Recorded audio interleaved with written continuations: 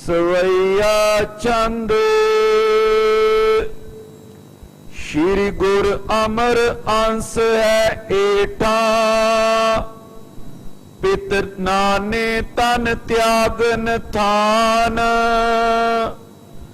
ज्यों गज फूल माल को डारे तिम तुम तजो दे सुख मान सुनत प्रफुल्लत महादेव पा अब कुछ करनो रहो न जान न चिंता तन राखन त्यागन हो पले गत कर मन ठान। वाहिगुरु जी का खालसा वाहिगुरु जी की फतेह। परम सत्कार ते सन्मान योग गुरु का खास रूप गुरु खालसा साध संगत जीओ तंता दे पात्र हो। साध संगत स्थान जगमग नूर है। नौवें पातशाह धन गुरु तेग बहादुर साहब जी दे पवित्र दरबार च धन गुरु ग्रंथ साहब जी की पवित्र हजूरी च जुड़ के अपने जीवन दीयां घड़ियां और सवास गुरु लेखे ला के सफला कर रहे हो, सकारथा कर रहे हो। सतगुरां दी पवित्र अमृतमयी गुरबाणी दा शब्द कीर्तन बहुत ही सत्कार सहित आप जी ने सरवण किया है। उपरंत गुरुदेव की पावन पवित्र गुरबाणी की विचार सतगुरां दे इतिहास की कथा सरवण करन वास्ते गुरु चरनां च तत्पर हो के सावधान हो के जुड़ बैठे। धन गुरु अर्जन देव साहब जी महाराज जी ने श्री गोइंदवाल साहब विखे अपने बड़े भरा बाबा महादेव जी नूं उन्हां दे बेनती करन ते उन्हां नूं उपदेश दिता है। ये उपदेश ब्रह्म ज्ञान का उपदेश है।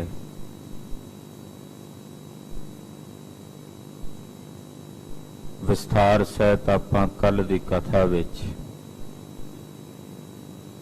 वो सारा प्रसंग सरवण कीता है। गुरु पातशाह कोलों उपदेश सुनदियां सार ही बाबा महादेव जी दे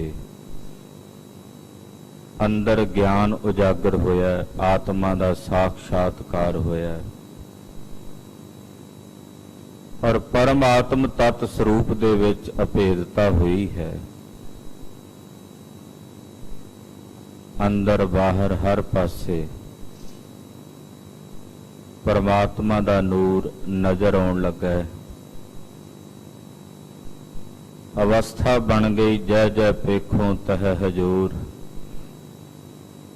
दूर कतहो न जाई रब रहया सरबतर मैं मन सदा ध्याई। सब गोबिंद है, सब गोबिंद है, गोबिंद बिन नहीं कोई। ये गल साडे कहण विच सुखाली है, पर अगर इसनों मानना होवे ते गुरु की कृपा चाहिए। बाबा महादेव जी ने इस अवस्था नूं माणिया है गुरु अर्जन देव साहब की कृपा नाल। महाराज जी बाबा महादेव जी नाल बचन कर रहे ने। धन गुरु अर्जन देव साहब के चरनां विच जिथे आपां अपने शरीरां दी हाजरी ਗੁਰੂ ਚਰਨਾਂ ਵਿੱਚ ਭਰ ਰਹੇ ਹਾਂ, ਉੱਥੇ ਨਾਲ ਆਪਣੀ ਸੁਰਤ ਦੀ ਹਾਜ਼ਰੀ ਸਤਿਗੁਰਾਂ ਦੇ ਚਰਨਾਂ ਵਿੱਚ ਭਰਨ ਲਈ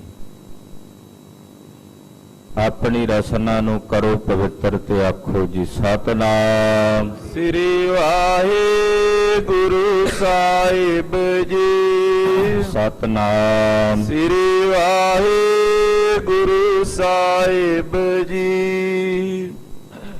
ਸਵਈਆ ਛੰਦ ਸ਼੍ਰੀ ਗੁਰ ਅਮਰ ਅੰਸ ਹੈ ਏਠਾ। ਧੰਨ ਗੁਰੂ ਅਰਜਨ ਦੇਵ ਸਾਹਿਬ ਜੀ ਬੋਲੇ, ਕਹਿੰਦੇ ਬਾਬਾ ਮਹਾਦੇਵ ਜੀ, ਇਹ ਨਗਰੀ ਪਵਿੱਤਰ ਨਗਰੀ ਹੈ, ਗੁਰੂ ਅਮਰਦਾਸ ਸਾਹਿਬ ਜੀ ਦੀ ਪਵਿੱਤਰ ਨਗਰੀ ਹੈ।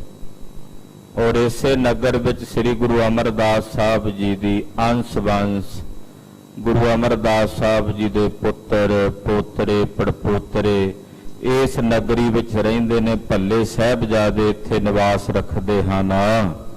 ਪਿਤ ਨਾਨੇ ਤਨ ਤਿਆਗਨ ਥਾਨ। ਫਿਰ ਇਸ ਨਗਰੀ ਵਿੱਚ ਸਾਡੇ ਪਿਤਾ ਗੁਰੂ ਰਾਮਦਾਸ ਜੀ ਮਹਾਰਾਜ ਜੀ ਨੇ ਆਪਣਾ ਸਰੀਰ ਤਿਆਗਿਆ। ਇਸੇ ਜਗ੍ਹਾ ਤੇ ਗੁਰੂ ਰਾਮਦਾਸ ਜੀ ਜੋਤੀ ਜੋਤ ਸਮਾਏ ਹਨ। ਸਾਡੇ ਸਤਿਕਾਰਯੋਗ ਨਾਨਾ ਗੁਰੂ ਧੰਨ ਗੁਰੂ ਅਮਰਦਾਸ ਸਾਹਿਬ ਜੀ ਵੀ ਇਸੇ ਨਗਰ ਵਿੱਚ ਜੋਤੀ ਜੋਤ ਸਮਾਏ ਹਨ। ਜਿਉ ਗਜ ਫੂਲ ਮਾਲ ਕੋ ਡਾਰੇ। ਫਿਰ ਸਾਡੇ ਸਤਿਕਾਰਯੋਗ ਮਾਤਾ ਭਾਨੀ ਜੀ, ਉਹਨਾਂ ਨੇ ਵੀ ਇਸੇ ਨਗਰੀ ਵਿੱਚ ਹੀ ਆਪਣਾ ਸਰੀਰ ਤਿਆਗਿਆ। ਬਾਬਾ ਜੀ, ਹੁਣ ਤੁਸੀਂ ਵੀ ਆਪਣਾ ਸਰੀਰ ਇਸੇ ਨਗਰੀ ਵਿੱਚ ਹੀ ਤਿਆਗਣਾ ਹੈ। ਇਸ ਤਰ੍ਹਾਂ ਤਿਆਗਣਾ ਕਿਵੇਂ? ਉਦਾਹਰਣ ਦਿੰਦੇ ਨੇ, ਜਿਵੇਂ ਹਾਥੀ ਦੇ ਗਲ ਵਿੱਚ ਫੁੱਲਾਂ ਦੀ ਮਾਲਾ ਪਾਈ ਹੁੰਦੀ ਹੈ ਨਾ, ਤੇ ਹਾਥੀ ਨੂੰ ਨਾ ਫੁੱਲਾਂ ਦੀ ਮਾਲਾ ਦਾ ਕੋਈ ਵਜਨ ਨਹੀਂ ਹੁੰਦਾ, ਉਹਨੂੰ ਉਹਦਾ ਕੋਈ ਭਾਰ ਨਹੀਂ ਲੱਗਦਾ, ਜਿੰਨਾ ਚਿਰ ਮਰਜ਼ੀ ਪਾਈ ਰੱਖੇ। ਤੇ ਜੇ ਉਹ ਫੁੱਲਾਂ ਦੀ ਮਾਲਾ ਤੋੜਨੀ ਹੋਵੇ ਤੇ ਹਾਥੀ ਨੂੰ ਕਿੰਨਾ ਔਖਾ ਉਹ ਮਾਲਾ ਤੋੜਨਾ। ਆਪਣੀ ਸੁੰਡ ਨਾਲ ਮਾੜਾ ਜਿਹਾ ਝਟਕਾ ਮਾਰੇ ਤੇ ਨਾਲ ਹੀ ਤੋੜ ਕੇ ਸੁੱਟ ਦਿੰਦਾ ਹੈ। ਕਹਿੰਦੇ ਜਿਵੇਂ ਹਾਥੀ ਆਪਣੇ ਗਲ ਵਿੱਚੋਂ ਫੁੱਲਾਂ ਦੀ ਮਾਲਾ ਨੂੰ ਤੋੜ ਕੇ ਉਹਦਾ ਤਿਆਗ ਕਰ ਦਿੰਦਾ ਹੈ, ਤਿਮ ਤੁਮ ਤਜੋ ਦੇ ਸੁਖ ਮਾਨ। ਉਸੇ ਤਰ੍ਹਾਂ ਬਾਬਾ ਮਹਾਦੇਵ ਜੀ, ਤੁਸੀਂ ਆਪਣਾ ਇਹ ਸਰੀਰ, ਆਪਣਾ ਇਹ ਪੰਜ ਭੌਤਿਕ ਤਨ ਇਸ ਜਗ੍ਹਾ ਤੇ ਗੋਇੰਦਵਾਲ ਸਾਹਿਬ ਵਿੱਚ ਤਿਆਗ ਦਿਓ। ਜਿਵੇਂ ਹਾਥੀ ਗਲ ਵਿੱਚੋਂ ਫੁੱਲਾਂ ਦੀ ਮਾਲਾ ਤਿਆਗ ਦਿੰਦਾ ਹੈ, ਏਦਾਂ ਅੱਖ ਦੇ ਫੋਰ ਵਿੱਚ ਤਨਕ ਮਾਤਰ ਸਮੇਂ ਵਿੱਚ, ਕਿਉਂਕਿ ਤੁਹਾਡਾ ਹੁਣ ਇਸ ਸਰੀਰ ਨਾਲ ਕੋਈ ਸੰਬੰਧ ਨਹੀਂ ਰਿਹਾ, ਇਹਨੂੰ ਤਿਆਗਣਾ ਰੱਖਣਾ ਤੁਹਾਡੇ ਹੱਥ ਵਿੱਚ ਹੈ। ਤੁਸੀਂ ਆਪਣੇ ਇਸ ਤਨ ਨੂੰ, ਸਰੀਰ ਨੂੰ ਇੱਕ ਅੱਖ ਦੇ ਫੋਰ ਵਿੱਚ ਤਨਕ ਮਾਤਰ ਦੇ ਸਮੇਂ ਵਿੱਚ ਤਿਆਗ ਸਕਦੇ ਹੋ। ਇੱਥੇ ਤਿਆਗ ਦਿਓ। ਸੁਨਤ ਪ੍ਰਫੁੱਲਿਤ ਮਹਾਦੇਵ ਪਾਸ। ਪੰਚਮ ਪਾਤਸ਼ਾਹ ਜੀ ਮਹਾਰਾਜ ਜੀ ਦੇ ਇਹ ਬਚਨ ਬਾਬਾ ਮਹਾਦੇਵ ਜੀ ਨੇ ਸੁਣੇ ਨੇ। ਸੁਣ ਕੇ ਬਾਬਾ ਜੀ ਦਾ ਮਨ ਬੜਾ ਪ੍ਰਫੁੱਲਤ ਹੋਇਆ, ਖਿੜ ਗਿਆ ਹਿਰਦਾ, ਬਹੁਤ ਜ਼ਿਆਦਾ ਹਿਰਦਾ ਆਨੰਦ ਸਹਿਤ ਹੋਇਆ। ਅਬ ਕੁਛ ਕਰਨੋ ਰਹਿਓ ਨ ਜਾਨ। ਕਹਿਣ ਲੱਗੇ ਮਹਾਰਾਜ, ਹੁਣ ਮੇਰੇ ਵਾਸਤੇ ਕੋਈ ਵੀ ਕਰਮ ਕਰਨ ਯੋਗ ਨਹੀਂ ਰਿਹਾ, ਯਾਨੀ ਕਿ ਮੈਂ ਆਪਣਾ ਹਰ ਇੱਕ ਕਰਮ ਪੂਰਨ ਕਰ ਚੁੱਕਾ ਹਾਂ। ਮੇਰਾ ਕੋਈ ਵੀ ਕੰਮ ਅਧੂਰਾ ਨਹੀਂ ਬਚਿਆ ਜਿਹਨੂੰ ਕਰਨ ਵਾਸਤੇ ਮੈਂ ਦੁਬਾਰਾ ਜਨਮ ਲੈ ਕੇ ਆਵਾਂ। ਮੇਰੇ ਸਾਰੇ ਕਾਰਜ ਪੂਰਨ ਹੋ ਚੁੱਕੇ ਨੇ, ਮੇਰੇ ਵਾਸਤੇ ਹੁਣ ਕੋਈ ਵੀ ਕਰਮ ਕਰਨ ਵਾਸਤੇ ਬਾਕੀ ਨਹੀਂ ਬਚਿਆ। ਇਹਨੂੰ ਕਹਿੰਦੇ ਨੇ ਪੂਰਾ ਹੋ ਜਾਣਾ। ਇਹਨੂੰ ਪੂਰਾ ਸ਼ਬਦ ਇੱਥੇ ਵਰਤਿਆ ਜਾਂਦਾ ਹੈ, ਪੂਰਨਤਾ ਨੂੰ ਪ੍ਰਾਪਤ ਹੋ ਜਾਣਾ। ਜਿੱਥੇ ਕੁਝ ਵੀ ਅਧੂਰਾ ਨਾ ਬਚੇ, ਪੂਰਨਤਾ ਨੂੰ ਪ੍ਰਾਪਤ ਹੋ ਜਾਣਾ। ਬਾਬਾ ਜੀ ਕਹਿੰਦੇ ਮੇਰੇ ਵਾਸਤੇ ਹੁਣ ਕੋਈ ਵੀ ਕਰਮ ਕਰਨ ਵਾਸਤੇ ਪਿੱਛੇ ਨਹੀਂ ਬਚਿਆ। ਨੈ ਚਿੰਤਾ ਤਨ ਰਾਖਨ ਤਿਆਗਨ। ਹੁਣ ਇਸ ਸਰੀਰ ਨੂੰ ਰੱਖਣ ਦੀ ਵੀ ਕੋਈ ਚਿੰਤਾ ਨਹੀਂ ਔਰ ਇਹਨੂੰ ਤਿਆਗਣ ਦਾ ਵੀ ਕੋਈ ਫਿਕਰ ਨਹੀਂ। ਇਹਨੂੰ ਰੱਖਣਾ, ਇਹਦੇ ਵਾਸਤੇ ਵੀ ਧਿਆਨ ਨਹੀਂ, ਇਹਨੂੰ ਤਿਆਗ ਦੇਣ ਦੀ ਵੀ ਚਿੰਤਾ ਨਹੀਂ ਹੈ, ਨਾ ਇਹਨੂੰ ਰੱਖਣ ਦਾ ਫਿਕਰ ਹੈ, ਨਾ ਇਹਨੂੰ ਤਿਆਗਣ ਦੀ ਚਿੰਤਾ ਹੈ। ਹੋਏ ਭਲੇ ਗਤ ਕਰਮਨ ਠਾਨ, ਸਾਡੀ ਭਲੀ ਪ੍ਰਕਾਰ ਨਾਲ ਗਤ ਹੋ ਜਾਣੀ ਹੈ। ਐਸੇ ਕਰਮ ਅਸੀਂ ਕਰ ਚੁੱਕੇ ਹਾਂ ਜਿਨ੍ਹਾਂ ਕਰਮਾਂ ਦੇ ਕਰਨੇ ਕਰਕੇ ਗਤੀ ਹੁੰਦੀ ਹੈ। ਹੁਣ ਸਾਡੇ ਲਈ ਕੋਈ ਹੋਰ ਕਰਮ ਪਿੱਛੇ ਨਹੀਂ ਬਚਿਆ। ਮੈਂ ਨਿਤ ਅਮਰ ਨਾ ਜਨਮ ਨਾ ਮਰਨੋ। ਬਾਬਾ ਮਹਾਦੇਵ ਜੀ ਕਹਿੰਦੇ ਮੇਰਾ ਇਹ ਸਰੀਰ ਮਰੇਗਾ ਪਰ ਮੈਂ ਨਹੀਂ ਮਰਾਂਗਾ, ਮੈਂ ਨਿਤ ਅਮਰ ਹਾਂ। ਇਹ ਗਿਆਨ ਬਾਬਾ ਮਹਾਦੇਵ ਜੀ ਦੇ ਹਿਰਦੇ 'ਚ ਹੋ ਚੁੱਕਾ ਸੀ ਕਿ ਮੇਰਾ ਸਰੂਪ ਅਜਰ ਤੇ ਅਮਰ ਹੈ। ਉਹਦਾ ਨਾ ਜਨਮ ਹੁੰਦਾ ਹੈ ਤੇ ਨਾ ਹੀ ਮਰਨ ਹੁੰਦਾ ਹੈ। ਨਹਨੰ ਦਹੰਤੀ ਪਾਵਕਹ ਨਹਨੰ ਚਦੰਤੀ ਸ਼ਸਤਰਾਣਹ। ਮੇਰਾ ਸਰੂਪ ਐਸਾ ਅਜਰ ਤੇ ਅਮਰ ਹੈ ਜਿਸ ਨੂੰ ਨਾ ਕੋਈ ਸ਼ਸਤਰ ਕੱਟ ਸਕਦਾ, ਨਾ ਅਗਨੀ ਜਲਾ ਸਕਦੀ ਹੈ। ਕੌਣ ਮੂਆ ਰੇ ਕੌਣ ਮੂਆ, ਬ੍ਰਹਮ ਗਿਆਨੀ ਮਿਲ ਕਰੋ ਵਿਚਾਰ, ਇਹ ਤੋ ਚਲਤ ਪਿਆ। ਪਵਨੈ ਮੈਂ ਪਵਨ ਸਮਾਇਆ, ਜੋਤੀ ਮੈਂ ਜੋਤ ਰਲ ਜਾਇਆ। ਮਾਟੀ ਮਾਟੀ ਹੋਈ ਏਕ, ਰੋਵਨ ਹਾਰੈ ਕੀ ਕਬਨ ਟੇਕ। ਹੁਣ ਮੇਰਾ ਇਹ ਸਰੀਰ ਭਾਵੇਂ ਪੰਜਾਂ ਤੱਤਾਂ ਵਿੱਚ ਵਿਲੈ ਹੋ ਜਾਣਾ ਹੈ, ਪਰ ਮੇਰਾ ਜਿਹੜਾ ਅਸਲ ਸਰੂਪ ਹੈ ਉਹ ਅਜਨਮਾ ਹੈ। ਉਹਦੀ ਕਦੇ ਮੌਤ ਨਹੀਂ ਹੋਣੀ, ਉਹ ਸਦਾ ਹੀ ਅਮਰ ਹੈ। ਉਹਦਾ ਨਾ ਜਨਮ ਹੋਇਆ ਤੇ ਨਾ ਹੀ ਉਸ ਦਾ ਮਰਨ ਹੋਵੇਗਾ। ਮਿਥਿਆ ਦੇਹ ਨ ਥਿਰਤਾ ਪਾਏ।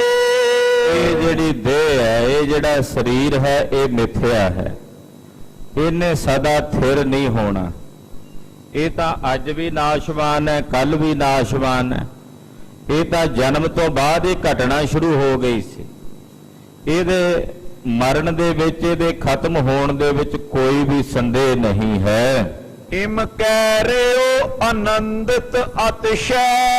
ਬਾਬਾ ਮਹਾਦੇਵ ਜੀ ਇਹ ਕਹਿ ਕੇ ਬੜੇ ਅਤਿਸ਼ੈ ਭਾਰੀ ਆਨੰਦ ਵਿੱਚ ਵਲੀਨ ਹੋ ਕੇ ਰਹੇ ਹਨ।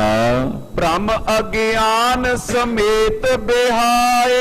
ਆਪਣੇ ਹਿਰਦੇ ਦਾ ਜਿਤਨਾ ਭਰਮ ਸੀ, ਅਗਿਆਨ ਸੀ, ਉਹ ਸਾਰਾ ਭਰਮ ਤੇ ਅਗਿਆਨ ਆਪਣੇ ਹਿਰਦੇ ਚੋਂ ਮਿਟਾ ਦਿੱਤਾ ਹੈ। ਬੀਤ ਗਏ ਦਿਨ ਸਮਾਂ ਸੋ ਆਇਓ। 2 ਦਿਨ ਦਾ ਸਮਾਂ ਬੀਤ ਗਿਆ, ਆਖਰਕਾਰ ਉਹ ਸਮਾਂ ਆ ਗਿਆ ਜਿਸ ਸਮੇਂ ਵਿੱਚ ਬਾਬਾ ਜੀ ਨੇ ਆਪਣਾ ਤਨ ਤਿਆਗਣਾ ਸੀ। ਕਿਉਂਕਿ ਉਹ ਸਮਾਂ ਹਰ ਇੱਕ ਦਾ ਮੁਕਰਰ ਹੈ। ਅੰਕਾਣ ਘਾਲੇ ਸਭ ਦਿਵਸ ਸਾਸ, ਨਹ ਬੜਨ ਘਟਨ ਤਿਲ ਸਾਰ। ਉਹ ਜਿਹੜਾ ਸਮਾਂ ਹੈ ਉਹ ਹਰ ਇੱਕ ਦਾ ਵਿਧਾਤੇ ਨੇ ਮੁਕਰਰ ਕੀਤਾ ਹੋਇਆ ਹੈ। ਬਾਬਾ ਮਹਾਦੇਵ ਜੀ ਦੇ ਤਨ ਤਿਆਗਣ ਦਾ ਸਮਾਂ ਆ ਗਿਆ ਹੈ। ਜਾਣਿਓ ਤਨ ਕੋ ਤਜਨ ਸੁਭਾਏ।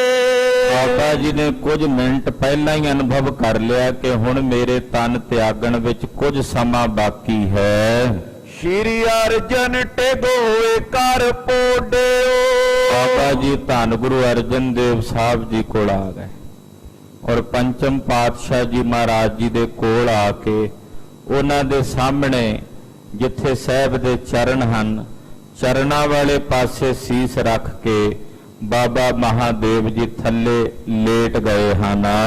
ਕਹਿਓ ਪ੍ਰਾਨ ਅਬ ਮੇਰੋ ਜਾਏ। ਜਪਜੀ ਸਾਹਿਬ ਦਾ ਪਾਠ ਕਰ ਚੁੱਕੇ ਸਨ, ਜਪਜੀ ਸਾਹਿਬ ਦਾ ਪਾਠ ਕਰਕੇ ਸਮਾਪਤੀ ਕਰ ਚੁੱਕੇ ਸਨ ਤੇ ਜਦੋਂ ਲੇਟ ਗਏ ਪੰਜਵੇਂ ਪਾਤਸ਼ਾਹ ਦੇ ਚਰਨਾਂ ਵਿੱਚ, ਬਾਬਾ ਜੀ ਬੋਲੇ, ਕਹਿਣ ਲੱਗੇ, ਸਤਿਗੁਰੂ ਜੀ ਹੁਣ ਮੇਰੇ ਪ੍ਰਾਣ ਜਾ ਰਹੇ ਹਨ, ਮੇਰੇ ਸਰੀਰ ਵਿੱਚੋਂ ਪ੍ਰਾਣ ਨਿਕਲ ਰਹੇ ਹਨ। ਖਾਲਸਾ ਜੀ, ਨਾਮ ਰਸੀਏ ਗੁਰਮੁਖ ਜਦੋਂ ਤਨ ਤਿਆਗਦੇ ਨੇ, ਉਹਨਾਂ ਦੇ ਸਵਾਸ 9 ਦੁਆਰਾਂ ਚੋਂ ਨਹੀਂ ਨਿਕਲਦੇ, ਉਹਨਾਂ ਦੇ ਸਵਾਸ 10ਮ ਦੁਆਰ ਚੋਂ ਨਿਕਲਦੇ ਨੇ।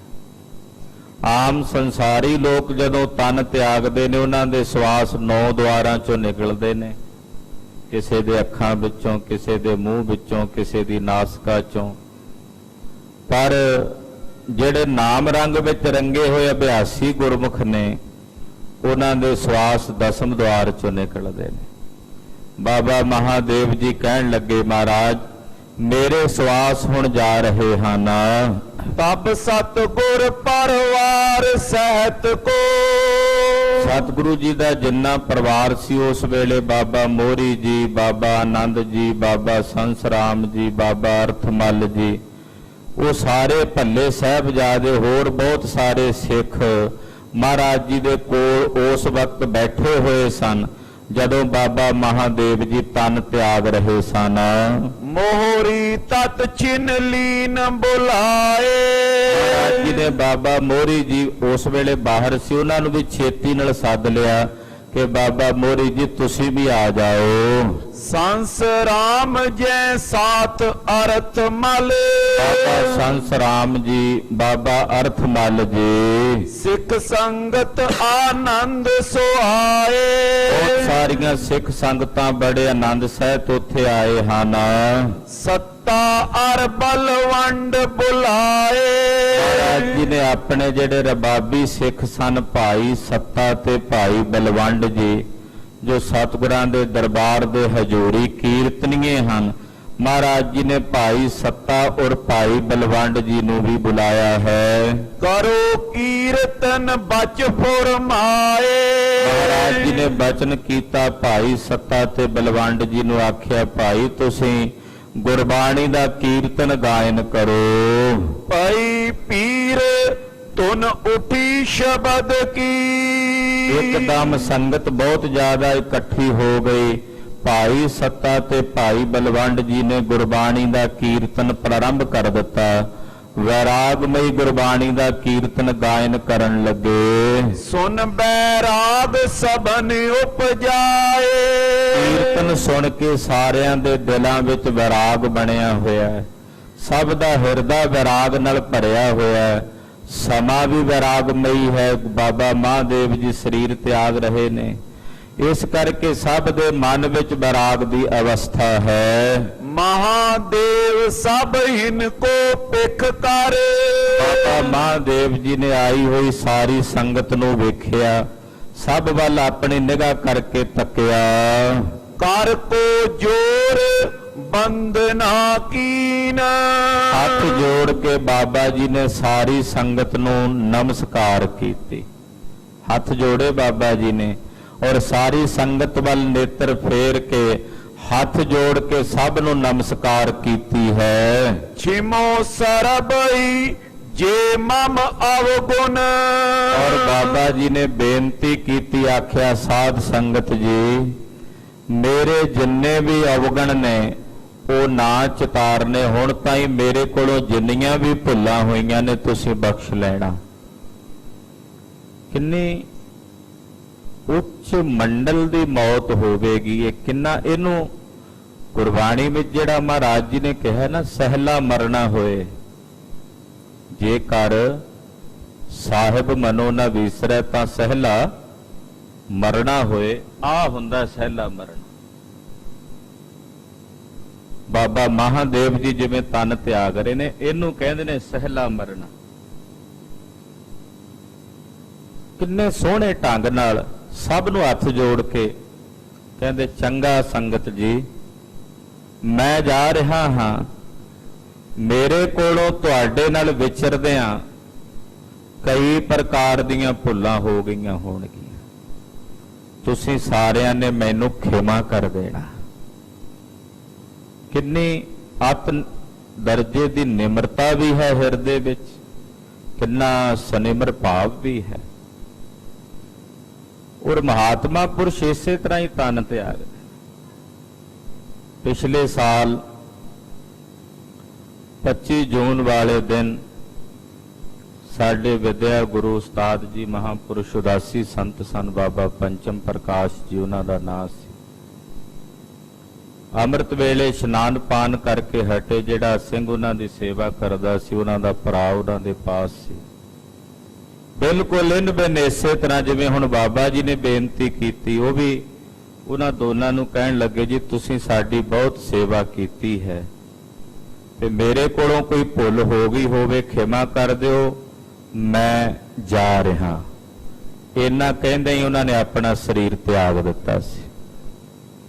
ਅੱਜ ਵੀ ਐਸੇ ਮਹਾਤਮਾ ਹਨ ਜਿਹੜੇ ਐਸੀ ਅਵਸਥਾ ਦੇ ਮੰਡਲ ਵਿੱਚ ਵਿਚਰਦੇ ਨੇ। ਸੋ ਕਹਿਣ ਤੋਂ ਭਾਵ ਬਾਬਾ ਮਹਾਦੇਵ ਜੀ ਨੇ ਵੀ ਇਹੀ ਬੇਨਤੀ ਉਹ ਕਰ ਰਹੇ ਨੇ, ਸਾਰੀ ਸੰਗਤ ਵੱਲ ਨਿਗਾਹ ਕਰਕੇ ਹੱਥ ਜੋੜ ਕੇ ਕਹਿੰਦੇ, ਸੰਗਤ ਜੀ ਮੇਰੇ ਕੋਲੋਂ ਵਿਚਰਦਿਆਂ ਤੁਹਾਡੇ ਨਾਲ ਕੋਈ ਭੁੱਲ ਖਿਮਾ ਕਰ ਦੇਣੀ, ਜੋ ਵੀ ਕੋਈ ਗਲਤੀ ਹੋਈ ਹੋਵੇ ਖਿਮਾ ਕਰ ਦੇਣੀ। ਸਤ ਸੰਗਤ ਗੁਰ ਸਿੱਖ ਪ੍ਰਬੀਨ, ਤੁਸੀਂ ਸਾਰੇ ਸਤ ਸੰਗੀ ਹੋ, ਗੁਰੂ ਕੇ ਸਿੱਖ ਹੋ, ਬੜੇ ਪਿਆਰੇ ਪ੍ਰਬੀਨ, ਗੁਰੂ ਨਾਲ ਪਿਆਰ ਕਰਨ ਵਾਲੇ ਹੋ। ਦੇਹੋ ਸਕਲ ਬਰ ਮਨ ਲੈ ਥਿਰ ਉਰ, ਮੈਨੂੰ ਸਾਰੀ ਸੰਗਤ ਵਰਦਾਨ ਦਿਓ। ਬਾਬਾ ਮਹਾਦੇਵ ਜੀ ਕਹਿੰਦੇ ਸਾਰੀ ਸੰਗਤ ਮੈਨੂੰ ਅਸੀਸ ਦਿਓ। ਦੇਹੋ ਸੱਜਣ ਅਸੀਸੜੀਆਂ ਜਿਉ ਹੋਵੇ ਸਹਿਬ ਸਿਉ ਮੇਲ, ਮੈਨੂੰ ਸਾਰੀ ਸੰਗਤ ਅਸੀਸ ਦਿਓ ਕਿ ਮੇਰਾ ਇਹ ਮਨ ਟਿਕ ਜਾਵੇ।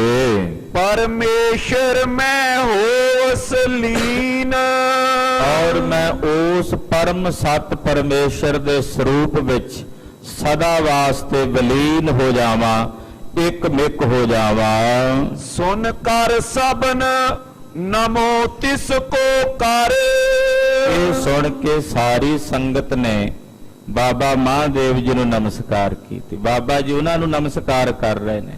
ਸਭ ਨੂੰ ਨਮਸਕਾਰ ਕਰਨ ਤੋਂ ਬਾਅਦ ਅਸ਼ਰੂ ਪਰੇ ਦ੍ਰਿਗ ਤਨ ਤਜ ਚੀਨ, ਉਸ ਵਕਤ ਬਾਬਾ ਮਹਾਦੇਵ ਜੀ ਦੀਆਂ ਅੱਖਾਂ ਵੀ ਕੁਝ ਸਜਲ ਹੋਈਆਂ। ਸੰਗਤ ਵੱਲ ਜਦੋਂ ਨਿਮਰਤਾ ਨਾਲ ਬੇਨਤੀ ਕੀਤੀ ਔਰ ਬੇਨਤੀ ਕਰਕੇ ਲੇਟੇ ਹੋਏ ਸਨ, ਵੇਖਦਿਆਂ ਵੇਖਦਿਆਂ ਇੱਕ ਅੱਖ ਦੇ ਫੋਰ ਵਿੱਚ ਆਪਣੇ ਪੰਜ ਭੌਤਿਕ ਸਰੀਰ ਨੂੰ ਤਿਆਗ ਦਿੱਤਾ।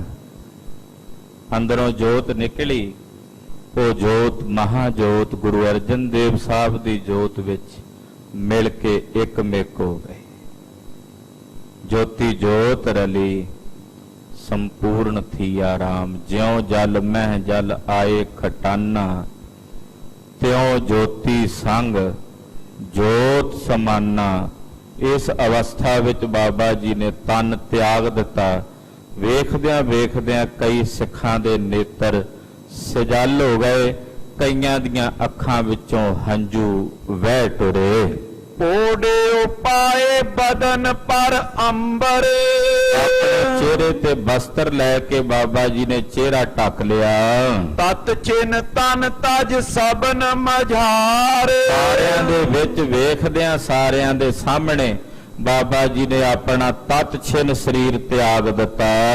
ਲੀਨ ਪਇਓ ਸ਼੍ਰੀ ਅਰਜਨ ਮੈਂ ਤਬ,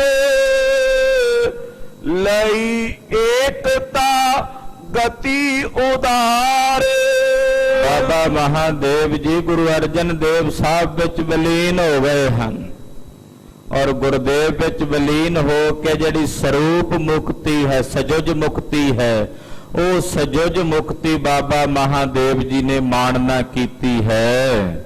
ਧੰਨ ਧੰਨ ਮੁਖ ਕਰੇ ਉਚਾਰਨ, ਉਸਤਤ ਸੁਜਸ ਪਨਤ ਬੋ ਬਾਰ। ਜਿੰਨੀ ਸੰਗਤ ਬੈਠੀ ਸੀ ਸਾਰੇ ਕਹਿ ਰਹੇ ਨੇ ਧੰਨ ਹਨ ਬਾਬਾ ਮਹਾਦੇਵ ਜੀ, ਧੰਨ ਹਨ ਬਾਬਾ ਮਹਾਦੇਵ ਜੀ, ਜਿਨ੍ਹਾਂ ਦੀ ਐਸੀ ਉੱਚ ਕਰਨੀ ਹੈ, ਐਸਾ ਉੱਚ ਆਚਰਣ ਹੈ। ਨਮਸਕਾਰ ਹੈ ਬਾਬਾ ਮਹਾਦੇਵ ਜੀ ਦੇ ਐਸੇ ਮਹਾਨ ਆਚਰਣ ਨੂੰ। ਸਤਨਾਮ ਸਿਮਰੈ ਬੈਰਾਗੇ, ਸਾਰੀ ਸੰਗਤ ਵਾਹਿਗੁਰੂ ਵਾਹਿਗੁਰੂ ਵਾਹਿਗੁਰੂ ਜਪ ਰਹੀ ਹੈ। ਸਭ ਦੇ ਮਨ ਵਿੱਚ ਬੈਰਾਗ ਦੀ ਅਵਸਥਾ ਹੈ ਔਰ ਉਸ ਬੈਰਾਗ ਵਿੱਚ ਵਾਹਿਗੁਰੂ ਵਾਹਿਗੁਰੂ ਦਾ ਜਾਪ ਸਾਰੇ ਸਿੱਖ ਜਪ ਰਹੇ ਹਨ। ਇਹ ਜਗ ਸਗਰੋ ਦੀਸਤ ਛਾਰ, ਕਹਿੰਦੇ ਨੇ ਸਾਰਾ ਜਗ ਛਾਰ ਹੈ, ਇਹ ਸਾਰਾ ਜਗ ਬਿਨਸਣਹਾਰਾ ਹੈ, ਇਹ ਸਾਰਾ ਸੰਸਾਰ ਮਿਟ ਜਾਣ ਵਾਲਾ ਫਨਾ ਹੈ। ਸੰਸਕਾਰਨ ਕੀ ਬਿਦ ਸਭ ਕੀਨ ਸੇ, ਸੰਸਕਾਰ ਕਰਨ ਦੀ ਸਾਰੀ ਮਰਿਆਦਾ ਮਹਾਰਾਜ ਜੀ ਨੇ ਕੀਤੀ ਹੈ। ਜਲ ਪੀਤੇ ਤਾਏ ਇਸ਼ਨਾਨ, ਬੌਲੀ ਸਾਹਿਬ ਦਾ ਜਲ ਲਿਆਂਦਾ ਸਿੱਖਾਂ ਨੇ ਭਰ ਕੇ। ਖੁਦ ਪੰਜਵੇਂ ਪਾਤਸ਼ਾਹ ਜੀ ਨੇ ਆਪ ਨਾਲ ਲੱਗ ਕੇ ਆਪਣੇ ਵੱਡੇ ਭਰਾਤਾ ਬਾਬਾ ਮਹਾਦੇਵ ਜੀ ਦੇ ਪੰਜ ਭੌਤਿਕ ਸਰੀਰ ਦਾ ਇਸ਼ਨਾਨ ਬੌਲੀ ਸਾਹਿਬ ਦੇ ਜਲ ਨਾਲ ਕਰਵਾਇਆ ਹੈ। ਸੁੰਦਰ ਬਸਤਰ ਸਰਬ ਪਹਿਰਾਏ, ਬਾਬਾ ਜੀ ਦੇ ਤਨ ਤੇ ਸੋਹਣੇ ਨਵੀਨ ਬਸਤਰ ਜਿਹੜੇ ਨੇ ਉਹ ਧਾਰਨ ਕਰਵਾਏ ਨੇ ਸਿੱਖਾਂ ਨੇ। ਬਹੁ ਤਨ ਤੇ ਬਨਵਾਏ ਬਿਬਾਨ, ਬਾਬਾ ਜੀ ਦੇ ਸਰੀਰ ਨੂੰ ਲਿਜਾਣ ਵਾਸਤੇ ਬੜਾ ਸੁੰਦਰ ਬਿਬਾਨ ਤਿਆਰ ਕਰਵਾਇਆ ਹੈ। ਉਹ ਬਿਬਾਨ ਵੀ ਬੜਾ ਸੁੰਦਰ, ਉੱਤੇ ਫੁੱਲਾਂ ਦੀਆਂ ਮਾਲਾਵਾਂ ਗੁੰਦ ਕੇ ਲਾਈਆਂ ਹਨ। ਸੋਹਣਾ ਬਿਬਾਨ ਬਾਬਾ ਜੀ ਦੇ ਤਨ ਲਈ ਤਿਆਰ ਕੀਤਾ ਹੈ। ਜੋਂ ਦਿਸ ਮੈਂ ਸੁਮਨਸ ਲਰਕਾਇਸ, ਬਿਬਾਨ ਦੇ ਚਾਰੇ ਪਾਸੇ ਫੁੱਲਾਂ ਦੀਆਂ ਲੜੀਆਂ ਲਟਕਾਈਆਂ ਹੋਈਆਂ ਨੇ। ਪਾਏ ਦੁਸ਼ਾਲਾ ਮੋਲ ਮਹਾਨ, ਔਰ ਬੜਾ ਸੋਹਣਾ ਕੀਮਤੀ ਦੁਸ਼ਾਲਾ ਉਸ ਬਿਬਾਨ ਦੇ ਉੱਤੇ ਪਾਇਆ ਹੋਇਆ ਹੈ। ਗਨ ਚੰਦਨ ਅਰ ਸੰਚੇ ਕਾਸ਼ਟ, ਚੰਦਨ ਦੀ ਲੱਕੜੀ ਮੰਗਵਾਈ ਹੈ ਸਿੱਖਾਂ ਨੇ ਬਾਬਾ ਜੀ ਦੇ ਸਰੀਰ ਦੇ ਤਨ ਦੇ ਸੰਸਕਾਰ ਲਈ। ਚੰਦਨ ਦੀ ਕੁਝ ਲੱਕੜੀ ਲਿਆਂਦੀ ਆ, ਬਾਕੀ ਹੋਰ ਲੱਕੜੀਆਂ ਲਿਆਂਦੀਆਂ ਹਨ। ਔਰ ਲੱਕੜੀ ਲਿਆ ਕੇ ਬਿਆਸ ਦਰਿਆ ਦੇ ਕੰਢੇ ਤੇ ਚਿਖਾ ਤਿਆਰ ਕੀਤੀ ਹੈ। ਤੀਰ ਵਿਪਾਸਾ ਡਾਰੇ ਆਨ, ਬਿਆਸ ਦਰਿਆ ਦੇ ਕੰਢੇ ਤੇ ਲੱਕੜਾਂ ਲਿਆ ਕੇ ਇਕੱਠੀਆਂ ਕੀਤੀਆਂ ਹਨ। ਸ਼੍ਰੀ ਅਰਜਨ ਅਰ ਸੰਗ ਮੋਰੀ, ਧੰਨ ਗੁਰੂ ਅਰਜਨ ਦੇਵ ਸਾਹਿਬ ਜੀ ਔਰ ਉਹਨਾਂ ਦੇ ਨਾਲ ਬਾਬਾ ਮੋਹਰੀ ਜੀ। ਬ੍ਰਿਧ ਗੁਰਦਾਸ ਆਦ ਸਮੁਦਾਏ, ਬਾਬਾ ਬੁੱਢਾ ਸਾਹਿਬ ਜੀ ਔਰ ਭਾਈ ਸਾਹਿਬ ਭਾਈ ਗੁਰਦਾਸ ਜੀ ਆਦਿਕ ਸਿੱਖ ਨਾਲ ਹਨ। ਕੰਧ ਉਠਾਏ ਚਲੇ ਪੁਰ ਬਾਹਿਰ, ਜੀ ਬਿਬਾਨ ਚੁੱਕਿਆ ਖੁਦ ਗੁਰੂ ਅਰਜਨ ਦੇਵ ਸਾਹਿਬ ਨੇ ਆਪ ਬਿਬਾਨ ਨੂੰ ਮੋਢਾ ਲਾਇਆ ਹੈ। ਆਪਣੇ ਭਰਾ ਦਾ ਵੀ ਸਤਿਕਾਰ ਕਰ ਰਹੇ ਨੇ। ਇੱਥੇ ਇੱਕ ਭਰਾਤਰੀ ਭਾਵ ਦਾ ਜਿਹੜਾ ਨਿਯਮ ਹੁੰਦਾ, ਮਰਿਆਦਾ ਹੁੰਦੀ ਹੈ, ਮਹਾਰਾਜ ਜੀ ਉਹ ਵੀ ਨਿਭਾ ਰਹੇ। ਬਿਬਾਨ ਚੁੱਕਣ ਦੀ ਸੇਵਾ ਕਿਹਨਾਂ ਕੀਤੀ ਹੈ? ਪੰਜਵੇਂ ਪਾਤਸ਼ਾਹ ਜੀ ਨੇ ਮੋਢਾ ਲਾਇਆ, ਭਾਈ ਸਾਹਿਬ ਭਾਈ ਗੁਰਦਾਸ ਜੀ ਨੇ, ਬਾਬਾ ਮੋਹਰੀ ਜੀ ਨੇ ਔਰ ਬਾਬਾ ਬੁੱਢਾ ਸਾਹਿਬ ਜੀ ਨੇ ਬਿਬਾਨ ਚੁੱਕਿਆ ਹੈ। ਧੁਨ ਸੰਖਨ ਕੀ ਅਧਿਕ ਬਜਾਏ, ਅੱਗੇ ਅੱਗੇ ਸੰਖ ਵੱਜਦੇ ਜਾ ਰਹੇ ਹਨ। ਚਮਰ ਟੋਰਾਵਤ ਜਾਤ ਬ੍ਰਿੰਦ ਨਰ, ਮਹਾਰਾਜ ਜੀ ਦੇ ਸੀਸ ਤੇ ਨਾਲ ਨਾਲ ਚਵਰ ਝੁਲਦਾ ਜਾ ਰਿਹਾ ਹੈ। ਤੀਰ ਵਿਪਾਸਾ ਸੁੰਦਰ ਥਾਏ, ਬਿਬਾਨ ਲੈ ਕੇ ਬਿਆਸ ਦਰਿਆ ਦੇ ਕੰਢੇ ਤੇ ਆਏ ਹਨ। ਜਿਨ ਕਰ ਚਿਤਾ ਸੋ ਚੰਦਨ, ਔਰ ਚਿਤਾ ਚੱਚਰ ਜਿਹੜੀ ਹੈ ਉਹ ਰਚੀ ਹੈ, ਚਿਤਾ ਜਿਹੜੀ ਹੈ ਉਹ ਤਿਆਰ ਕੀਤੀ ਹੈ। ਧਨ ਤੇ ਉਪਰ ਦੇ ਧਰਿਓ ਉਚਵਾਏ, ਆਮ ਲੱਕੜ ਰੱਖੀ ਹੈ, ਉੱਪਰ ਜਿਹੜੀ ਚੰਦਨ ਦੀ ਲੱਕੜ ਲਿਆਂਦੀ ਸੀ ਉਹ ਰੱਖੀ ਹੈ। ਉਹਦੇ ਤੇ ਬਾਬਾ ਜੀ ਦਾ ਪਾਵਨ ਪੰਜ ਭੌਤਿਕ ਸਰੀਰ ਉਸ ਚਿਖਾ ਦੇ ਉੱਤੇ ਸਜਾਇਆ ਹੈ। ਸ਼੍ਰੀ ਅਰਜਨ ਕਰ ਲੀਨ ਅਗਨ ਤਬ, ਔਰ ਇਸ ਤਰ੍ਹਾਂ ਜਦੋਂ ਚਿਖਾ ਤਿਆਰ ਹੋ ਗਈ, ਅੰਗੀਠਾ ਤਿਆਰ ਹੋ ਗਿਆ, ਫਿਰ ਅਰਦਾਸ ਕੀਤੀ ਬਾਬਾ ਬੁੱਢਾ ਸਾਹਿਬ ਜੀ ਨੇ। ਜਪਜੀ ਸਾਹਿਬ ਦਾ ਪਾਠ ਕਰਕੇ ਚਿਖਾ ਤਿਆਰ ਹੋ ਗਈ, ਜਪਜੀ ਸਾਹਿਬ ਦੇ ਪਾਠ ਦੀ ਸਮਾਪਤੀ ਹੋ ਗਈ। ਫਿਰ ਬਾਬਾ ਬੁੱਢਾ ਸਾਹਿਬ ਜੀ ਨੇ ਅਰਦਾਸ ਕੀਤੀ ਔਰ ਪੰਜਵੇਂ ਪਾਤਸ਼ਾਹ ਜੀ ਨੇ ਖੁਦ ਆਪਣੇ ਹੱਥ ਵਿੱਚ ਅਗਨੀ ਦਾ ਲਾਂਬੂ ਲੈ ਕੇ ਬਾਬਾ ਮਹਾਦੇਵ ਜੀ ਦੇ ਅੰਗੀਠੇ ਨੂੰ ਆਪ ਆਪਣੇ ਹੱਥੀਂ ਅਗਨ ਭੇਟ ਕੀਤਾ ਹੈ। ਨਰ ਅਨੁਸਾਰ ਰੁਦਨ ਕੋ ਠਾਨ, ਖਾਲਸਾ ਜੀ ਪੰਜਵੇਂ ਪਾਤਸ਼ਾਹ ਦੀਆਂ ਵੀ ਅੱਖਾਂ ਭਰ ਆਈਆਂ ਹਨ।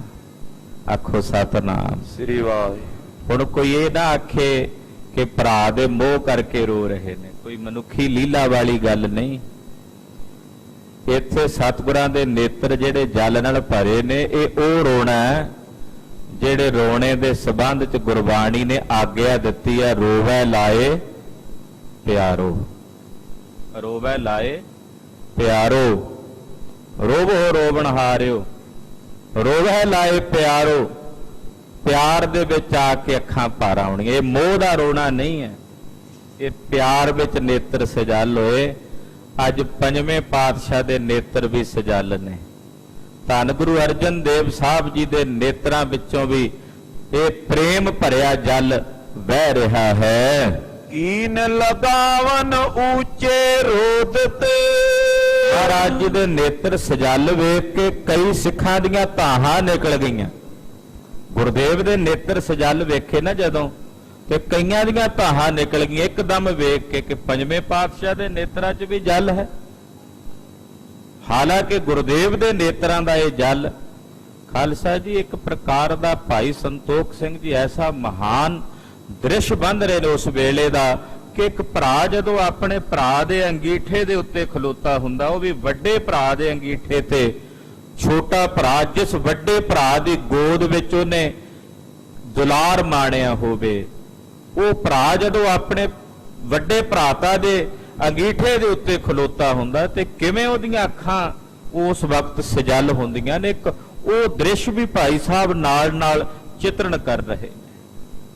ਇਹ ਭਰਾਤਰੀ ਭਾਵ ਦਾ, ਪ੍ਰੇਮ ਭਾਵ ਦਾ ਇੱਕ ਬੜਾ ਉੱਚ ਨਮੂਨਾ ਹੈ ਜੋ ਪੇਸ਼ ਕੀਤਾ ਜਾ ਰਿਹਾ ਹੈ। ਪੰਚਮ ਪਾਤਸ਼ਾਹ ਦਾ ਰੋਣਾ ਇੱਥੇ ਕੋਈ ਆਮ ਸਧਾਰਨ ਮਨੁੱਖਾਂ ਵਾਲਾ ਰੋਣਾ ਨਹੀਂ ਸੀ। ਗੁਰਦੇਵ ਦੇ ਨੇਤਰ ਜੇ ਸਜਲ ਹੋਏ ਨੇ ਤਾਂ ਇਹ ਪ੍ਰੇਮ ਹੈ ਉਹਨਾਂ ਦੇ ਹਿਰਦੇ ਦਾ, ਜੋ ਉਹਨਾਂ ਦੇ ਆਪਣੇ ਵੱਡੇ ਭਰਾਤਾ ਦੇ ਸੰਬੰਧ ਵਿੱਚ ਸੀ। ਔਰ ਉਹ ਭਰਾ ਵੀ ਕੋਈ ਸਧਾਰਨ ਭਰਾ ਨਹੀਂ ਸੀ, ਬ੍ਰਹਮ ਗਿਆਨੀ ਭਰਾ ਸੀ।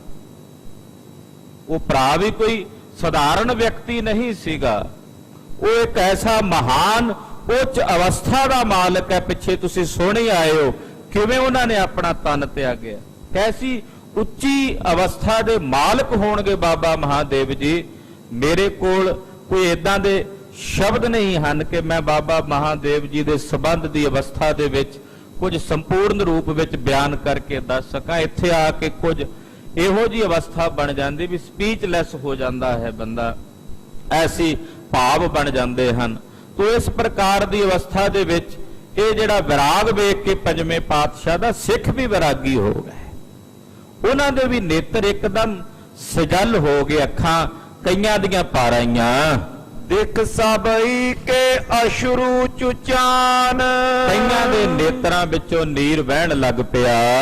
ਬ੍ਰਿਧ ਨੇ ਸਭ ਸਮਝਾਏ ਕਹਿ ਕਹਿ। ਬਾਬਾ ਬੁੱਢਾ ਸਾਹਿਬ ਜੀ ਨੇ ਜਦੋਂ ਵੇਖਿਆ ਵੀ ਸਿੱਖ ਸਾਰੇ ਵਿਰਾਗੀ ਹੋ ਗਏ ਨੇ, ਤੇ ਬਾਬਾ ਜੀ ਨੇ ਗੁਰੂ ਘਰ ਦੇ ਵਿੱਚ ਐਸੇ ਮਾਹੌਲ ਪਹਿਲਾਂ ਕਈ ਵਾਰ ਵੇਖੇ ਸਨ। ਉਹਨਾਂ ਨੇ ਗੁਰੂ ਨਾਨਕ ਸਾਹਿਬ ਨੂੰ ਜਦੋਂ ਜੋਤੀ ਜੋਤ ਸਮਾਏ ਉਦੋਂ ਵੀ ਇਹ ਮਾਹੌਲ ਵੇਖਿਆ, ਗੁਰੂ ਅੰਗਦ ਦੇਵ ਸਾਹਿਬ ਦਾ, ਗੁਰੂ ਅਮਰਦਾਸ ਜੀ ਦਾ, ਗੁਰੂ ਰਾਮਦਾਸ ਸਾਹਿਬ ਜੀ ਦਾ, ਸਾਰੀ ਉਹ ਮਰਿਆਦਾ ਵੇਖੀ ਸੀ ਬਾਬਾ ਜੀ ਨੇ।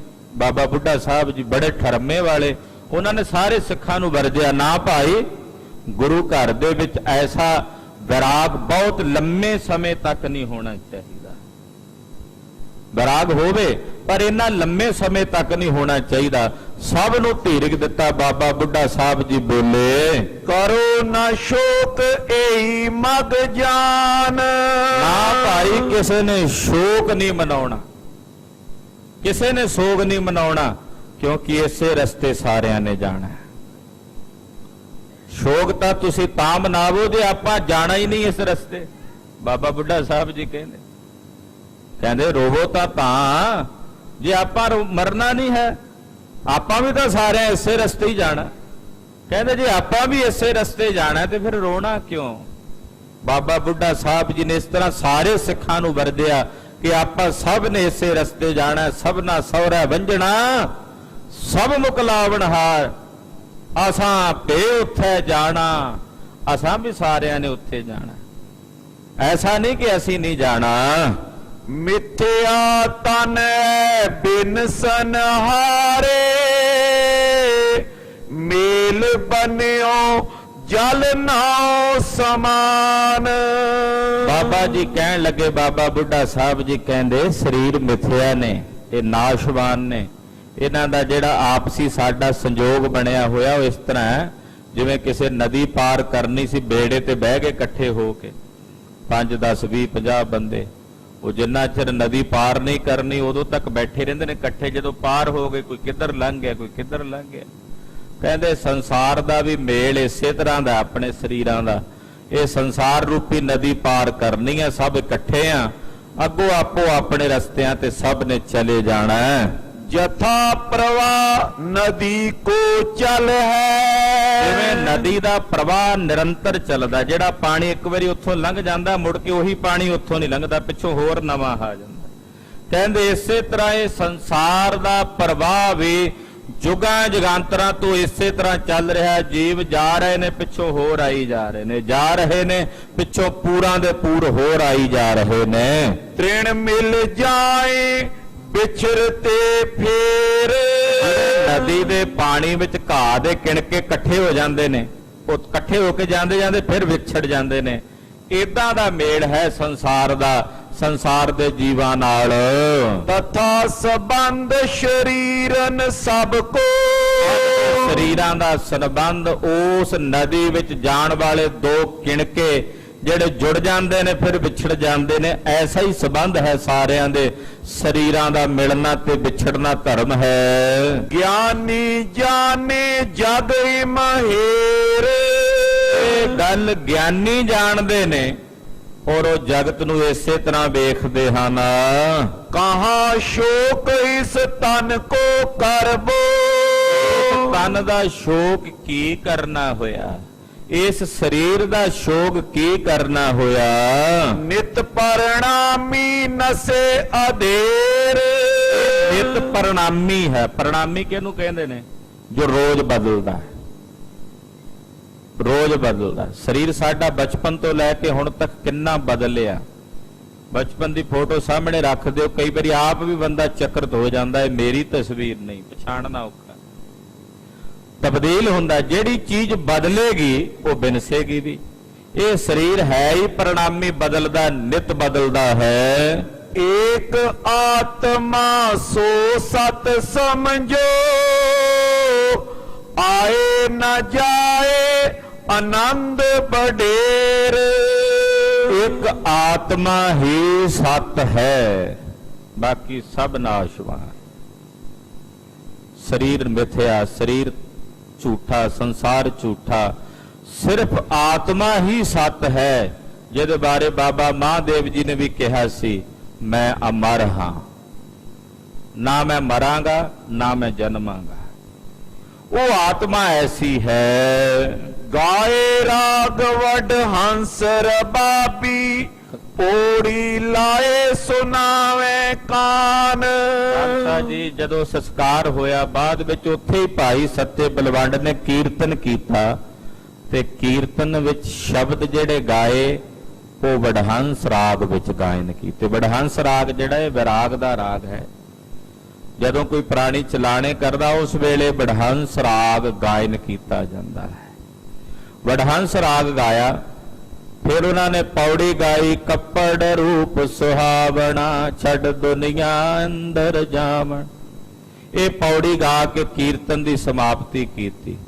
ਫਿਰ ਕੀਰਤਨ ਸੋਹਿਲਾ ਸਾਹਿਬ ਦਾ ਪਾਠ ਉਹ ਸਾਰੀ ਸੰਗਤ ਨੇ ਰਲ ਕੇ ਕੀਤਾ। ਸਮਾਪਤੀ ਹੋਈ ਸੋਹਿਲਾ ਸਾਹਿਬ ਦੀ, ਫਿਰ ਅਰਦਾਸ ਬੇਨਤੀ ਕੀਤੀ ਗਈ। ਤੈ ਪੰਚਾਮ੍ਰਿਤ ਵਰਤਾਏ ਆਨ। ਤੇ ਮਹਾਰਾਜ ਜੀ ਦੇ ਦਰਬਾਰ 'ਚ ਪਹੁੰਚੇ, ਆਲਾਣੀਆਂ ਦੇ ਜਾਪ ਹੋਏ, ਕੜਾ ਪ੍ਰਸ਼ਾਦ ਦੀਆਂ ਦੇਗਾਂ ਆ ਗਈਆਂ। ਕੜਾ ਪ੍ਰਸ਼ਾਦ ਦੀ ਦੇਗ ਦਾ ਛਾਂਦਾ ਸਾਰੀ ਸੰਗਤ ਵਿੱਚ ਵਰਤਾਇਆ ਗਿਆ। ਸਨੇ ਸਨੇ ਪੁਨਪੁਰ ਮੈਂ ਆਏ। ਸਾਰੇ ਸਹਿਜ ਸਹਿਜ ਆਪਣੇ ਆਪਣੇ ਸਥਾਨਾਂ ਤੇ ਨਗਰ ਵਿੱਚ ਆਏ ਹਨ। ਬਾਪੀ ਆਗੇ ਲਾਏ ਦੀਵਾਨ। ਬੌਲੀ ਸਾਹਿਬ ਦੇ ਨਾਲ ਜਿੱਥੇ ਅੱਜ ਕੱਲ ਮਹਾਰਾਜ ਜੀ ਦਾ ਦਰਬਾਰ ਹੈ, ਗੋਇੰਦਵਾਲ ਸਾਹਿਬ, ਇੱਥੇ ਹੀ ਗੁਰੂ ਅਮਰਦਾਸ ਸਾਹਿਬ ਦੇ ਸਮੇਂ ਦੀਵਾਨ ਸਜਦਾ ਸੀ। ਬਾਹਰਲੇ ਪਾਸੇ ਖੁੱਲੀ ਜਗ੍ਹਾ ਸੀ, तो पंजवें पातशाह जी महाराज जी ने भी इत्थे ही अज दीवान सजाया है। वृंद नरन की पीर पाई तै। बहुत सारी संगत, बहुत सारे सिख इत्थे आन के इकट्ठे होए। ਜਿਨ੍ਹਾਂ ਨੂੰ ਵੀ ਨੇੜੇ ਤੇੜੇ ਪਿੰਡਾਂ 'ਚ ਵੀ ਖਬਰ ਪਹੁੰਚੀ ਕਿ ਬਾਬਾ ਮਹਾਦੇਵ ਜੀ ਸੱਚਖੰਡ ਚਲੇ ਗਏ ਨੇ, ਜਿਹਨੂੰ ਪਤਾ ਲੱਗਾ ਪਿੰਡਾਂ ਵਿੱਚੋਂ ਇੱਕਦਮ ਵਹੀਰਾ ਘੱਤ ਕੇ ਲੋਕ ਸ੍ਰੀ ਗੋਇੰਦਵਾਲ ਸਾਹਿਬ ਆ ਪਹੁੰਚੇ। ਬੜਾ ਵੱਡਾ ਇਕੱਠ ਸੰਗਤ ਦਾ ਹੋ ਗਿਆ। ਸ਼ਬਦ ਰਬਾਬੀ ਸੁੰਦਰ ਗਾਏ, ਮਹਾਰਾਜ ਜੀ ਦਾ ਦੀਵਾਨ ਸਜਿਆ ਹੋਇਆ ਹੈ, ਗੁਰਬਾਣੀ ਦਾ ਕੀਰਤਨ ਹੋ ਰਿਹਾ ਹੈ। ਰਬਾਬੀ ਸਿੱਖ ਬੈਠੇ, ਹੰਬੀ ਵੰਝਾਂ ਡੋਮਣੀ ਰੋਵਾਂ ਛੀਣੀ ਬਾਣ, ਸੱਜਣ ਮੇਰੇ ਰੰਗਲੇ ਜਾਏ ਸੁੱਤੇ ਜੀ ਰਾਣ। ਇਦਾਂ ਦੇ ਬੜੇ ਪਿਆਰੇ ਤੇ ਬੈਰਾਗਮਈ ਜਿਹੜੇ ਸ਼ਬਦ ਨੇ ਗੁਰਬਾਣੀ ਦੇ, ਉਹ ਰਬਾਬੀ ਸਿੱਖ ਗਾ ਰਹੇ ਹਨ। ਕਿਤਕ ਕਾਲ ਥੇ ਤੋਏ ਨਰ, ਕੁਝ ਸਮੇਂ ਵਾਸਤੇ ਸਾਰੇ ਸਿੱਖ ਉੱਥੇ ਥਿਰ ਹੋ ਕੇ ਟਿਕ ਕੇ ਬੈਠੇ ਰਹੇ, ਸੁਣਦੇ ਰਹੇ ਜਦੋਂ ਗਾ ਰਹੇ ਸਨ ਰਬਾਬੀ। ਬਾਬਾ ਬੋਲਤੇ ਥੇ ਕਹਾਂ ਗਏ, ਇਦਾਂ ਦੇ ਪਿਆਰੇ ਸ਼ਬਦ ਗਾਏ ਜਾ ਰਹੇ ਨੇ, ਸਿੱਖ ਸੁਣ ਰਹੇ ਨੇ। ਗੁਰੂ ਪ੍ਰਸੰਨਤ ਸਦਨ ਸਿਧਾਏ, ਸਾਰੇ ਸਤਿਗੁਰਾਂ ਦੀ ਪ੍ਰਸ਼ੰਸਾ ਕਰਦੇ ਹੋਏ, ਮਹਾਰਾਜ ਜੀ ਦੀ ਮਹਿਮਾ ਤੇ ਬਾਬਾ ਮਹਾਦੇਵ ਜੀ ਦੇ ਗੁਣਗਾਨ ਕਰਦਿਆਂ ਸਿੱਖ ਆਪੋ ਆਪਣੇ ਘਰਾਂ ਨੂੰ ਮੁੜੇ ਹਨ। ਸੁਨ ਸੁਨ ਗ੍ਰਾਮਨ ਕੇ ਸਿੱਖ ਪਹੁੰਚੇ, ਸੁਣ ਕੇ ਅਗਲੇ ਦਿਨ ਵੀ ਕਈਆਂ ਨੂੰ ਖਬਰ ਮਿਲੀ ਤੇ ਅਗਲੇ ਦਿਨ ਕਈ ਪਿੰਡਾਂ ਦੇ ਵਿੱਚੋਂ ਸਿੱਖ ਆਏ ਹਨ। ਸ਼੍ਰੀ ਅਰਜਨ ਸਤਿਗੁਰ ਟਿਕ ਆਏ, ਅਰਜਨ ਦੇਵ ਸਾਹਿਬ ਜੀ ਮਹਾਰਾਜ ਜੀ ਦੇ ਚਰਨਾਂ ਵਿੱਚ ਸਾਰੇ ਸਿੱਖ ਆਏ ਹਨ। ਮਿਲ ਮਿਲ ਗਮਨੇ ਗੁਣ ਗਨ ਬਰਨੇ, ਆ ਕੇ ਸਤਿਗੁਰਾਂ ਨੂੰ ਮਿਲਦੇ ਨੇ, ਬਾਬਾ ਮਹਾਦੇਵ ਜੀ ਦੇ ਗੁਣਾਂ ਨੂੰ ਵਰਣਨ ਕਰਦੇ ਹਨ। ਮਹਾਦੇਵ ਅਬ ਗਏ ਸਮਾਏ, ਕਹਿੰਦੇ ਧੰਨ ਸਨ ਬਾਬਾ ਮਹਾਦੇਵ ਜੀ ਹੁਣ ਸਮਾ ਗਏ ਹਨ, ਸੱਚਖੰਡ ਚਲੇ ਗਏ ਹਨ। ਦਿਵਸ ਤੀਸਰੇ ਪੁਸ਼ਪ ਪਸਮ ਸਭ, ਤੀਸਰੇ ਦਿਨ ਬਾਬਾ ਜੀ ਦਾ ਜਿੰਨਾ ਸਰੀਰ ਦਾ ਅੰਗੀਠਾ ਸੀ, ਪੁਸ਼ਪ ਕਹਿੰਦੇ ਨੇ ਫੁੱਲਾਂ ਦੇ ਸਮੇਤ ਸਾਰੇ ਸਰੀਰ ਦਾ ਜਿੰਨਾ ਵੀ ਉਹ ਅੰਗੀਠਾ ਸੀ ਇਕੱਠਾ ਕਰਕੇ, ਸਭ ਬੀਚ ਬਿਪਾਸਾ ਕੇ ਤੈਂ ਡਾਰ, ਸਾਰਾ ਅੰਗੀਠਾ ਬਿਆਸ ਦਰਿਆ ਦੇ ਵਗਦੇ ਜਲ ਦੇ ਵਿੱਚ ਪ੍ਰਵਾਹ ਕਰ ਦਿੱਤਾ ਗਿਆ। ਉਹ ਸਾਰਾ ਅੰਗੀਠਾ ਜਲ ਪ੍ਰਵਾਹ ਕਰ ਦਿੱਤਾ ਗਿਆ। ਦਿਨ ਦੋ ਏਕ ਸ਼੍ਰੀ ਅਰਜਨ ਤੈ ਠਾਂ, ਗੁਰੂ ਅਰਜਨ ਦੇਵ ਸਾਹਿਬ ਜੀ 2 ਦਿਨ ਹੋਰ ਇਸੇ ਜਗ੍ਹਾ ਤੇ ਰਹੇ ਗੋਇੰਦਵਾਲ ਸਾਹਿਬ। ਕਿਰਿਆ ਕਰ ਜਿਤਕ ਸੰਸਾਰ, ਸੰਸਾਰ ਦੀ ਮਰਿਆਦਾ ਹੁੰਦੀ ਆ ਉਹ ਸਾਰੀ ਮਹਾਰਾਜ ਜੀ ਨੇ ਕੀਤੀ ਹੈ। ਕਰੀ ਜਥੋ ਚਿਤ ਸਤਲ ਬਾਰਤਾ, ਔਰ ਜਥੋ ਚਿਤ ਸਾਰੀ ਵਾਰਤਾ ਕੀਤੀ ਹੈ। ਜਥਾ ਮੋਰੀ ਬਚਨ ਉਚਾਰ, ਬਾਬਾ ਮੋਰੀ ਜੀ ਗੁਰੂ ਘਰ ਦੇ ਵਿੱਚ ਇੱਥੇ ਆਗੂ ਸਿੱਖਾਂ ਚੋਂ ਸਨ। ਸਭ ਤੋਂ ਅੱਗੇ ਹੋ ਕੇ ਸਾਰੀ ਸੇਵਾ ਬਾਬਾ ਮੋਰੀ ਜੀ ਕਰ ਰਹੇ ਹਨ। ਮਿਲ ਮਿਲ ਕਰੇ ਵਿਰਾਗ ਅਨੇਕ ਬਿਦ, ਮਿਲ ਮਿਲ ਕੇ ਅਨੇਕ ਪ੍ਰਕਾਰ ਦੇ ਨਾਲ ਵਿਰਾਗ ਕਰਦੇ ਹਨ। ਸ੍ਰੀ ਗੁਰ ਅਮਰ ਕੇਰ ਪਰਵਾਰ, ਅਮਰਦਾਸ ਸਾਹਿਬ ਜੀ ਦਾ ਜਿੰਨਾ ਪਰਿਵਾਰ ਹੈ ਉਹਨਾਂ ਦੇ ਮਨ ਵਿੱਚ ਵੀ ਬੜੀ ਭਾਰੀ ਵਿਰਾਗ ਦੀ ਦਸ਼ਾ ਹੈ। ਦੋਹਰਾ 16 ਸਤ ਉਪਰ ਸਪਤ, ਮਹਾਦੇਵ ਜਨਮਾਸ। ਖਾਲਸਾ ਜੀ ਬਾਬਾ ਮਹਾਦੇਵ ਜੀ ਦਾ ਜਨਮ ਸੰਮਤ ਬਿਕਰਮੀ ਸਨ 1607 ਨੂੰ ਹੋਇਆ ਸੀ ਗੋਇੰਦਵਾਲ ਸਾਹਿਬ। ਗੋਇੰਦਵਾਲ ਸਾਹਿਬ ਵਿਖੇ ਹੀ ਮਾਤਾ ਭਾਨੀ ਜੀ ਦੇ ਉਦਰ ਤੋਂ ਪਿਤਾ ਗੁਰੂ ਰਾਮਦਾਸ ਸਾਹਿਬ ਜੀ ਦੇ ਗ੍ਰਹਿ ਵਿਖੇ ਸੰਮਤ ਬਿਕਰਮੀ ਸਨ 1607 ਦੇ ਵਿੱਚ ਬਾਬਾ ਮਹਾਦੇਵ ਜੀ ਦਾ ਜਨਮ ਹੋਇਆ। ऊपर 5 50 के बरस 22 द्वैमास।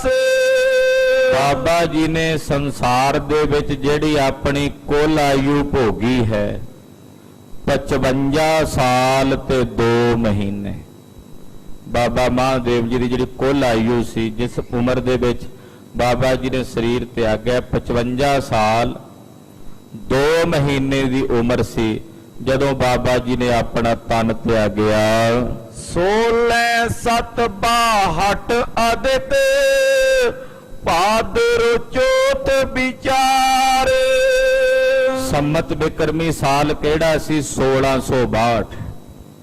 1662 ਸੰਮਤ ਬਿਕਰਮੀ ਵਿੱਚ ਭਾਦਰੋਂ ਦਾ ਮਹੀਨਾ, ਭਾਦਰੋਂ ਦੇ ਮਹੀਨੇ ਦੇ ਵਿੱਚ ਭਾਦਰੋਂ ਦੀ ਚੌਥ ਵਾਲੇ ਦਿਨ ਬਾਬਾ ਜੀ ਨੇ ਆਪਣਾ ਤਨ ਤਿਆਗਿਆ, ਆਪਣਾ ਸਰੀਰ ਤਿਆਗਿਆ ਹੈ। ਮਹਾਦੇਵ ਪਰ ਲੋਕ ਪਾ ਗੁਰ ਕੋ ਪੁੱਤਰ ਉਦਾਰ।